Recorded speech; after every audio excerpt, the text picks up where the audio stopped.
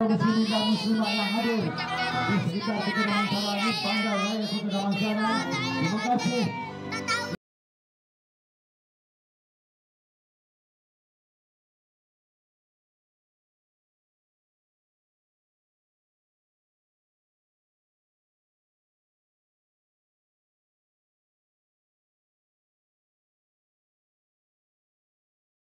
Okay, abang niaga mana bang? Dekat Surau Assalam Session 4 Kota Damansara. Okay, peniaga apa ni? Roti canai ada, roti bom. Kalau dekat kedai saya banyak-banyak banyak menu ada. Sarang burung ada, roti telur, sardin, murtabak.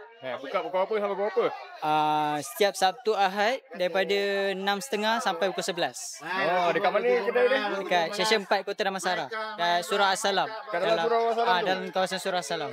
Alhamdulillah. Okay, ramai-ramai nanti jemput datang kedai abang ni. Selain daripada warung Sabtu dan Ahad saya buka, saya juga ada buat roti canai frozen dengan roti bom frozen.